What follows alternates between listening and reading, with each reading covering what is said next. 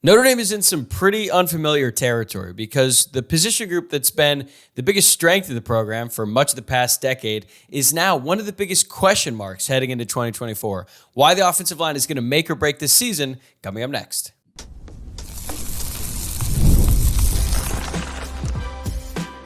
You are Locked On Irish, your daily podcast on the Notre Dame Fighting Irish. Part of the Locked On Podcast Network, your team every day. What's up, and welcome to another edition of Locked On Irish, your daily Notre Dame podcast. And today is Wednesday, July 24th. And thank you for making this your first listen of the day. I'm Tyler Wojciak, and I'm the host. I'm a Notre Dame alum and producer at Fox Sports. And as a reminder, you can watch this episode on YouTube or you can listen wherever you get your podcasts. All I ask is that you please subscribe from wherever you chose to tune in today. And if you're feeling extra generous, give this video a like or rate and review the podcast. Today's episode is brought to you by Gametime. Download the Gametime app, create an account, and use code LOCKEDONCollege for $20 off your first purchase. Terms apply. Okay, the time has come to talk about the most overlooked, understated, and yet arguably the most important position group on any football team, the offensive line. Today, I'm going to do a deep dive into Notre Dame's offensive line as we inch closer and closer to the start of the football season. As of today, we are actually just 1 week away from the start of training camp for the Irish, and outside of the quarterbacks, the offensive line is going to be the most talked about position group on the entire roster throughout these next couple weeks and honestly these next couple months, because there is so much that we just don't know about this group heading into this season, and there is so much on the line, no pun intended, when it comes to their success. So to me, I believe the offensive line is going to make or break this season, because if they do manage to exceed all of our expectations and they play really well and become a strength for this offense, this team has the potential to make a deep run in the college football playoff. But if they don't, and our worst fears come true, and they are a liability, much like they were throughout the first half of the 2021 season, it's probably going to be what prevents Notre Dame from accomplishing all their goals or really anything of significance this season, because they really have everything they need at every other position, specifically on offense. They've got an experienced quarterback who can run and he can pass. They might have one of the best running back tandems in the entire country. They have a much deeper and more talented wide receiver room than they've had in a really long time. They have one of the best tight ends in the entire country in Mitchell Evans, but the offensive line is a big, big question mark because they're inexperienced and they're pretty young. And now a big part of that is because Joe Alt and Blake Fisher, two guys who were drafted really high in the NFL draft. Joe Alt went 5th overall. Blake Fisher was drafted in the 2nd round.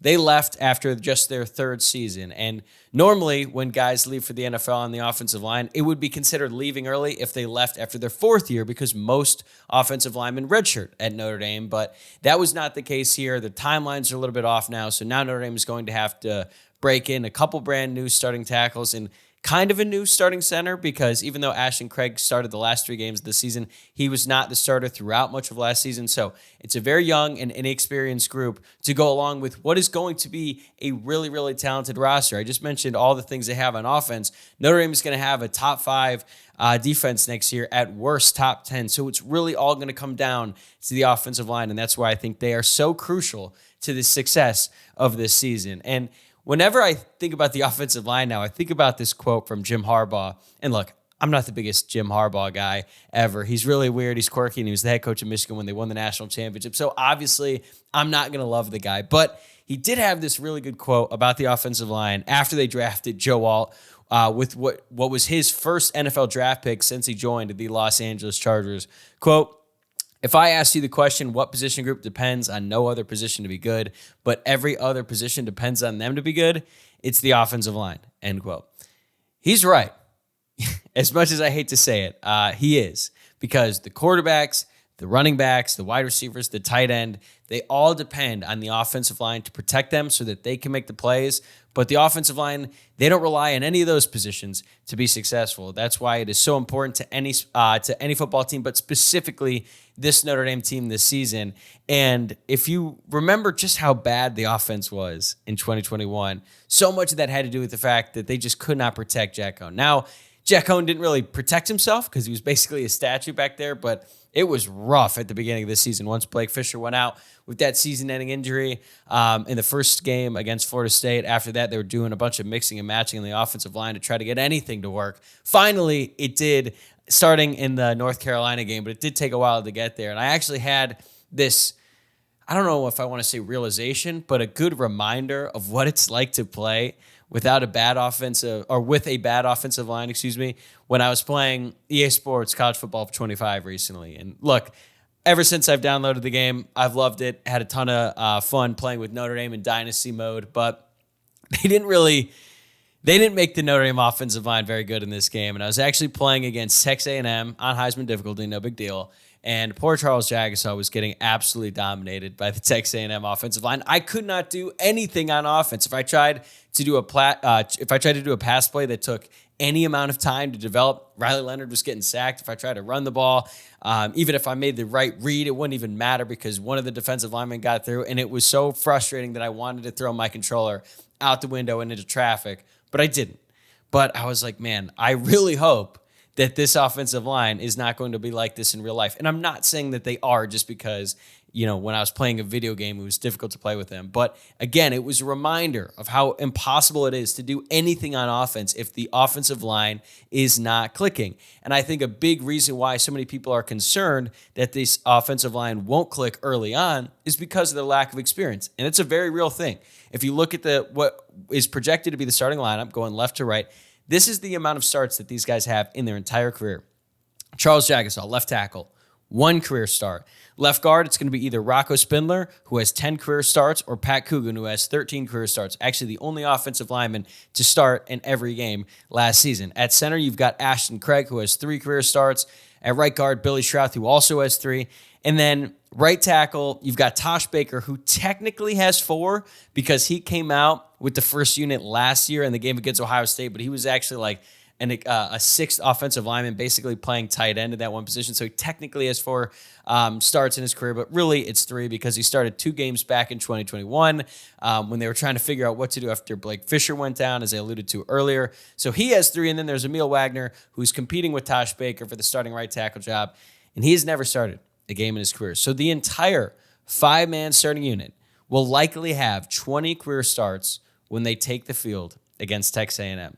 There's been some years where like every single offensive lineman each had 20 career starts, but that is not going to be the case for the Irish heading into this season, and that is certainly cause for concern because even though I do think this group is really talented, no position relies more on experience than the offensive line. And it's not just the lack of experience for the individuals either. It has a lot to do with the experience for the group playing with each other. I've referenced the quote from Liam Eichenberg so many times before on this podcast, so if you've heard it before, I'm sorry if it's getting old, but I do think it means so much.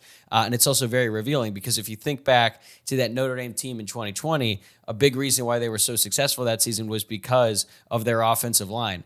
But if you watch that Duke game in the season opener, that offensive line did not look that good. And they really didn't look good until a couple games into the season. They have several NFL players on that team, including Liam, Aaron Banks, and other guys as well. So the fact that it took them a while to get going up against teams like Duke, I think that was pretty telling. But Liam Eichenberg said that it usually takes a few games for the entire offensive line to gel and move as one full unit. Even though they had a bunch of talent, it just takes some time.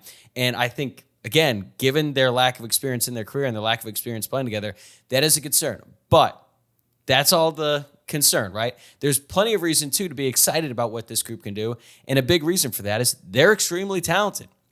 Look at Charles Jagusah, borderline 5-star recruit coming out of high school. He was Notre Dame's top-rated prospect in the class of 2023. There's a real chance that Charles Jagusah is like the next great offensive lineman, despite the fact that he's going to be playing as a redshirt freshman. Rocco Spindler at left guard. He was the 60th ranked player overall in the class of 2021, according to the 24/7 Sports Composite, and he was Notre Dame's second highest rated player in that class, only behind Blake Fisher. Ashton Craig, he was not really as highly rated of a recruit, but he was so good that Notre Dame basically told Zeke Correll, who started the first 10 games of last season and the year before, that it was probably time to move on because they felt that Ashton Craig was already better than him. And that's a big reason why he started at the end of last year, even after Zeke Correll was healthy and ready to go again. Right guard, Billy Schrauth, top 150 player nationally in his class. He was the first player to commit to Notre Dame after Marcus Freeman was hired. And right after Marcus Freeman had his introductory press conference with all the pomp and circumstance, him and Tommy Rees got in a private jet and flew to see Billy Schrauth because they knew he was that good and he was that important to their recruiting class and the team as a whole. He's going to be starting a right guard, loaded with talent. Marcus Freeman has also said that he could be the breakout player on this offense. That's pretty telling. He's usually pretty accurate about that as well. And then at right tackle, you've got Tosh Baker, who is another former top 100 player in the country, and he was a top 10 tackle in his recruiting class, although it's been such a long time that I will say some of that has lost its luster a little bit looking back at his recruiting rankings because he's a fifth-year senior, but still, at one point, Alabama really wanted Tosh Baker, and I think that's telling. So that is 4 blue-chip recruits out of 5 and some of the most highly coveted offensive linemen in their respective recruiting classes, but they do lack a star player. Obviously, when you lose Joe Alt and Blake Fisher early, 2 guys who absolutely would have been stars on this year's team, you might not have a star ready to go just yet. I think in time, Billy Schrauth will prove himself to be a star. Maybe it happens early on in the season. I think the fact that he just took control of one of those starting guard spots, despite the fact that he didn't start for most of the last season, is pretty telling and is a good indicator that he will back up what Marcus Freeman said about him and be the breakout player for this offense this fall. But one of these guys, or all these guys, is going to have to really step up and become a leader, and that's something to keep an eye out for as well. But a lot of this is going to come down to offensive line coach Joe Rudolph and whether or not he's able to maximize this group's potential. It won't all be on him. I think that's pretty unfair because mistakes are certainly going to happen. They're going to be out of his control. You can just chalk it up to growing pains given the lack of experience with this group. But if he can get them to be consistent, that's really all it's going to take. Because I think that there's enough talent there that if they're able to produce on a consistent basis, that is going to be enough for this year's team. Like if you look at last year's offensive line, they were fine. I mean, sure, they had Joe Alt, who was amazing, but the rest of the group was just pretty good. As a matter of fact, I actually thought people were overrating Notre Dame's offensive line in the national media last season because I just felt like they weren't as dominant as they should have been.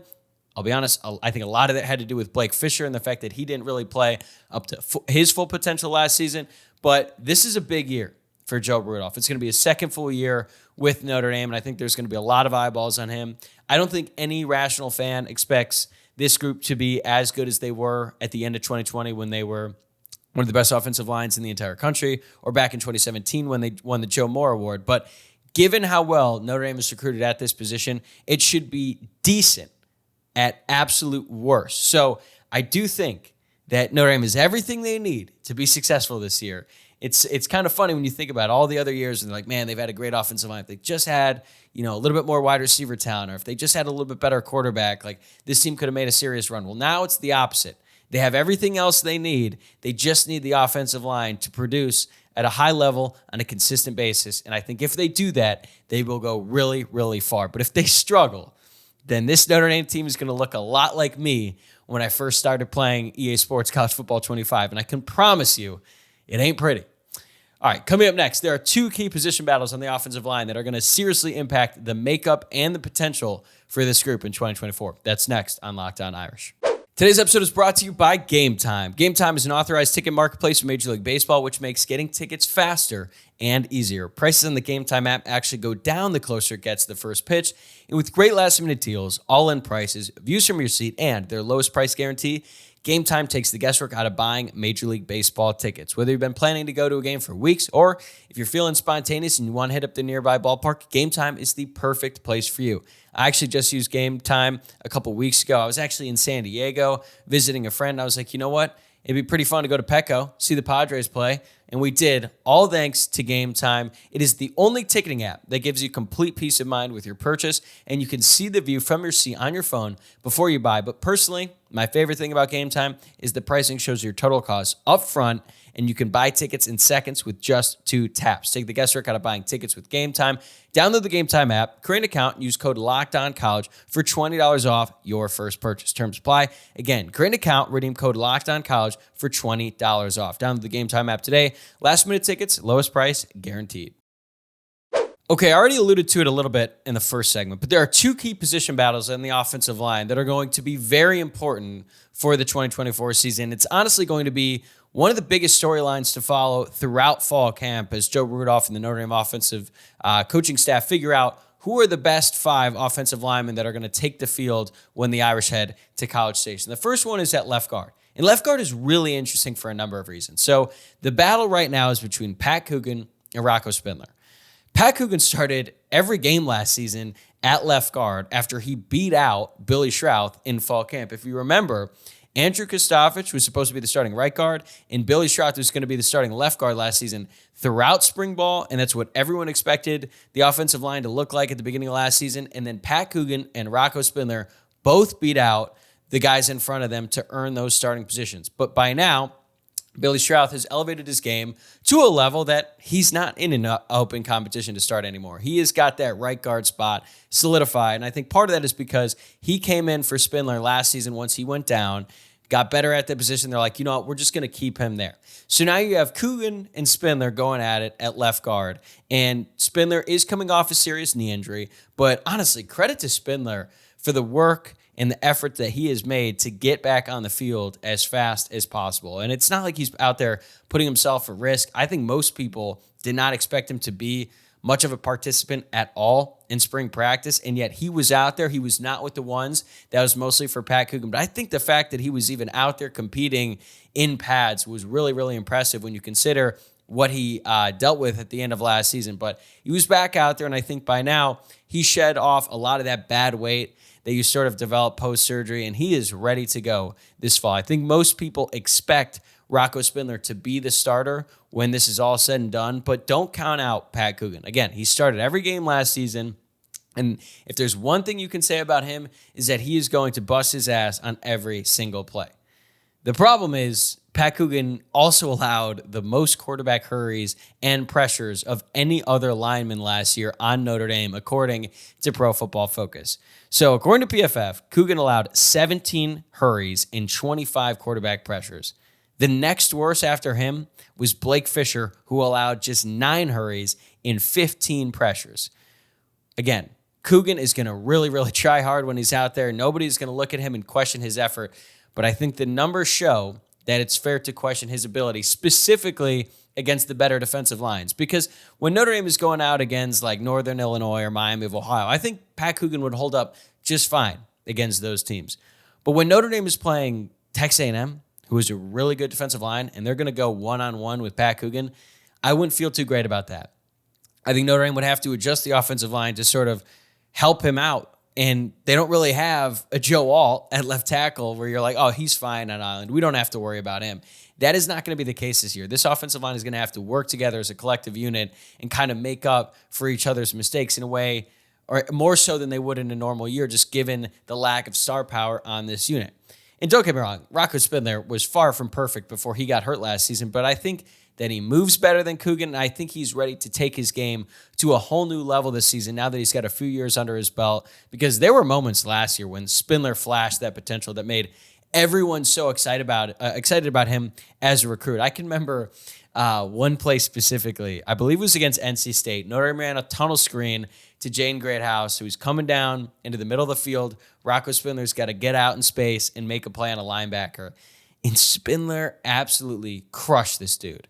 It wasn't a blindside. He hit him clean and just bulldozed him over. I felt bad for the linebacker. It was that bad. And it was a play where like, whoa, that's sort of the Rocco Spindler that we had heard about coming out of high school and that we'd seen on his high school film. And he was the guy that everyone was really raving about. And some fans were like, why isn't he starting when he was much younger? And early on in his career, most of the Notre Dame coaches were like, he is not ready. And then out of nowhere last year, he comes through in fall camp, wins that starting job, and had a pretty good season before he got hurt. So I think the biggest thing holding Spindler back is his consistency. It's the one thing that Pat Coogan has over Rocco Spindler. I think that Pat Coogan is more consistent per down than Rocco Spindler. But if Spindler is able to become more consistent, I think he's going to win this competition pretty easily. And Notre Dame should have a really solid interior offensive line with Rocco Spindler at left guard, Ashton Craig at center, and Billy Schrauth at right guard. Those are 3 really talented young players who should give you stability up the middle. All right, now let's take a look at the battle going on at right tackle. So this is between Tosh Baker and Emil Wagner. Baker is a 5th-year senior. Wagner is a redshirt sophomore. As I mentioned, Baker started a few games in the past. He started 2 games in 2021, started in the Sun Bowl last year. So Tosh Baker won the competition in bowl prep between him and Emil Wagner, But I do think that some of that had to do with the fact that he had much more experience. He's been around longer, has a few games under his belt, and Notre Dame was already breaking in a brand new left tackle in Charles Jagasaw. Did they really want to trot out another tackle who is also making his first career start? They did not do that, but I do think that in terms of just pure raw talent, I think Wagner is more skilled, but you can't ignore the disparity between the size and the experience because Baker has the advantage of both compared to Wagner. Tosh Baker has Wagner by 2 inches, roughly 30 pounds, in 2 full seasons of college football. Now, size isn't everything, but it is important when you're trying to pick a starter, and neither one of these guys has really solidified themselves as a true starter. What Wagner does have over Baker is his ability to move around. He can really move his feet well.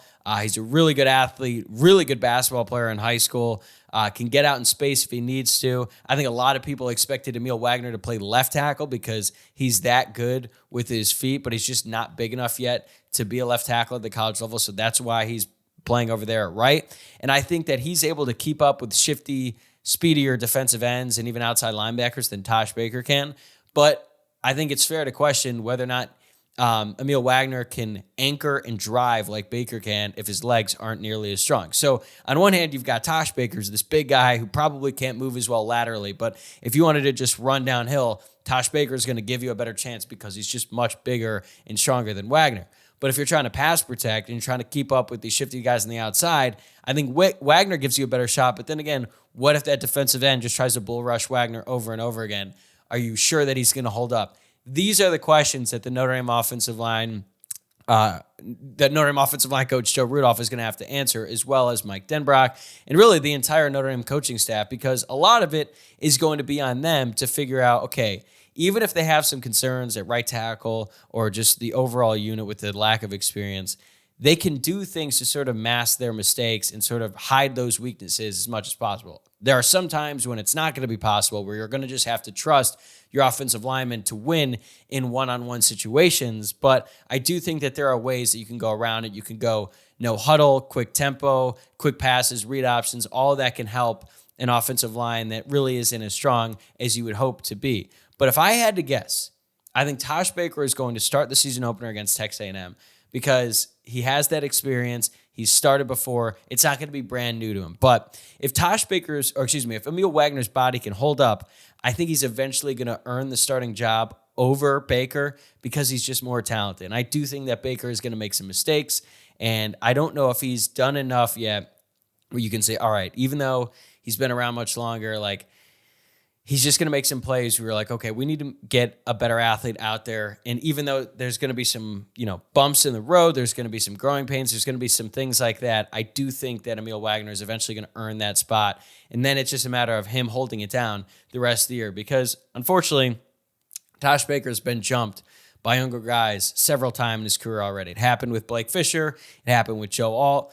And credit to him for sticking around and really staying around Notre Dame and giving this last year all that he can. I am rooting for him. I hope for the best for him because I think most people in his situation would have transferred by now, but he's going to have to prove it this year. And the fact that he really hasn't taken complete control of it yet, given all the advantages that he already has, it does make me a little bit more concerned. And that is why I'm leaning Emil Wagner at this point in time. But if Tosh Baker does take advantage of it and he really just takes his game to a new level this season, that would be huge for Notre Dame because he is the veteran of this group. He's been around the longest, and I think that he would provide some stability in a way that Emil Wagner couldn't, just given the fact that he hasn't been around as long and he hasn't gone through all the different growing pains that Tosh Baker has. So it's going to be a very, very interesting battle at the right tackle position. I think it's going to be it's going to change really the way that Notre Dame runs the offense this year, just given the difference in their skill set and their stature.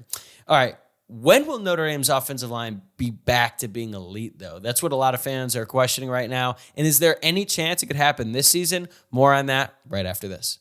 Even though it's totally fair to be concerned about how this offensive line unit is going to come together this season, one thing I feel very confident about is that this is going to be a short-term problem. I think by next year, this offensive line is going to be elite. They're going to be one of the best in the country, and we should hopefully start to see signs of that by the second half of this season. Because if you look at this unit, every single offensive lineman outside of Josh Baker has at least 2 years of eligibility left. So if Wagner ends up winning that starting right tackle position, Notre Dame could return every single starter on the offensive line next season, plus their first guy off the bench, we believe, is going to be Pat Coogan. And you think about how talented and how good a line led by Charles Jagasaw, Rocco Spindler, Ashton Craig, Billy Shrouth, and Emil Wagner, all with a full year of starting experience under the belt together as a unit. And you think about how good they could be next year when every single one of those guys is going to be either a fifth-year senior or just a true senior. That could be a really, really special unit. And the more that these guys play together, I think you're going to start to see that talent shine through, and they're going to really start to break through by the second half of this season. That's important because Florida State is come to South Bend in early November, and Florida State has a really good offensive line, and they're going to pose a lot of problems for Notre Dame. So even though they have, the Texas A&M game is definitely not an ease into it type of game, but if they can get through that, and then they have a couple easy games, in Northern Illinois, Purdue, Miami of Ohio, and then Louisville is going to be a big test, certainly, they're going to have some time to sort of ramp up. As long as they aren't so bad that it just wipes them out in the Texas A&M game, I think they're going to have some time to get better, develop, and then we're going to start to see the true potential of this group and what they could be starting in the second half and looking beyond to next season. And I have not even mentioned the true wild cards in this room. They are Gerby Lambert, who's going to be a true freshman, and Sullivan Absher, who's going to be entering his second year, redshirted last season. Let's start off with Lambert because he was a borderline 5-star in this most recent recruiting class, and he is just a massive human being. Like physically, he looks like he's going to be the next great Notre Dame offensive lineman, future first-round pick, all of that. And I know there are some fans who think that he's going to start this season. I feel like that's highly unlikely for two reasons. One, Gerby Lambert did not enroll early. He joined the team this summer, so he doesn't have the benefit of spring practice under his belt, plus 6 months in a college weight program. Also, Gerby Lambert, for as good as he is and for as talented as he was in high school, he was going up against really weak competition playing at the high school level in Massachusetts. So I do think that there is going to be a significant learning curve for him, at least at the start of this year. And I know that some people like to point out that Blake Fisher started at left tackle in his first season with the Irish. Blake Fisher was also a really highly touted prospect, but he was also with the team throughout spring practice. And I think it was clear during those spring practice sessions that, hey, he had the ability and the learning curve wasn't quite as steep for him as it's going to be for Gerby Lambert. So I'm really excited about Gerby Lambert's potential, but I think that he's going to redshirt this season. It's going to take some time for him to acclimate to the college level, and then the sky's the limit for what he could do as an offensive tackle for Notre Dame. Then there's Sullivan Absher, who quietly has been really impressive since the moment that he stepped on campus. So he redshirted last year as a freshman, and considering that Notre Dame already had Charles Jagasaw in the recruiting class of 2023, he was one of the highest rated linemen in the entire country. I think a lot of people kind of forgot about Sullivan Absher. He was a little bit overshadowed by Lambert, and that's pretty surprising because he still was a 4-star recruit, number 16 tackle overall in the class, according to the 24/7 Sports Composite.